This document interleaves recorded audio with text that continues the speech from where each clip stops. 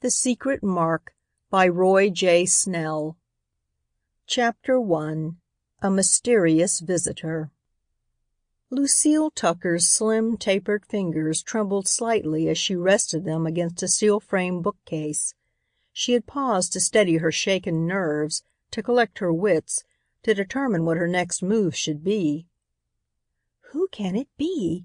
her madly thumping heart kept asking her. And indeed, who besides herself could be in the book stacks at this hour of the night? About her, ranging tier on tier, towering from floor to ceiling, were books, thousands on thousands of books. The 2 floors above were full of books. The 2 below were the same. This place was a perfect maze of books.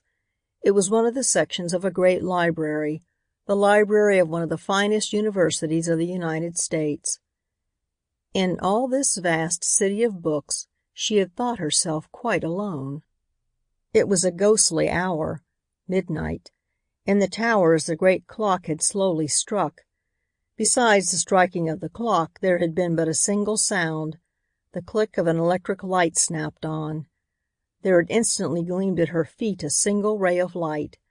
That light had traveled beneath many tiers of books to reach her. She thought it must be 4, but was not quite sure.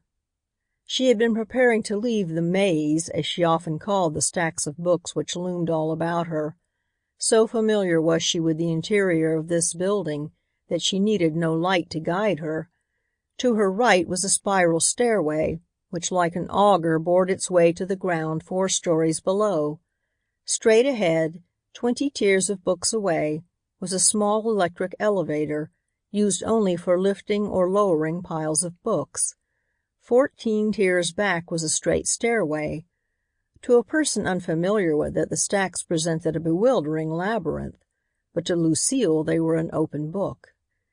She had intended making her way back to the straight stairway which led to the door by which she must leave, but now she clutched at her heart as she asked herself once more, "Who can it be, and what does he want?" Only one thing stood out clearly in her bewildered brain. Since she was connected with the stacks as one of their keepers, it was plainly her duty to discover who this intruder might be and, if occasion seemed to warrant, to report the case to her superiors. The university owned many rare and valuable books. She had often wondered that so many of these were kept, not in vaults, but in open shelves. Her heart gave a new bound of terror as she remembered that some of these, the most valuable of all, were at the very spot from which the light came. "Oh, shame! Why be so foolish?" she whispered to herself suddenly. "Probably some professor with a pass key. Probably. But what's the use? I've got to find out."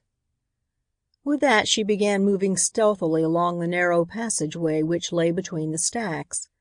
Tiptoeing along, with her heart thumping so loudly she could not help feeling it might be heard, she advanced step by step until she stood beside the end of the stack nearest the strange intruder. There for a few seconds she stuck. The last ounce of courage had oozed out. She must await its return. Then, with a sudden burst of courage, she swung round the corner. The next instant she was obliged to exert all her available energy to suppress a laugh.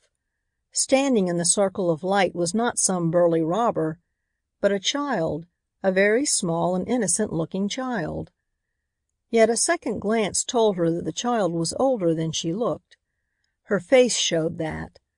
Old as the face was, the body of the child appeared tiny as a sparrow's. A green velvet blouse of some strangely foreign weave, a coarse skirt, a pair of heavy shoes, unnoticeable stockings, and that face. All this flashed into her vision for a second. Then all was darkness. The light had been snapped out. The action was so sudden and unexpected that for a few seconds the young librarian stood where she was, motionless. Wild questions raced through her mind. Who was the child? What was she doing in the library at this unearthly hour? How had she gotten in? How did she expect to get out?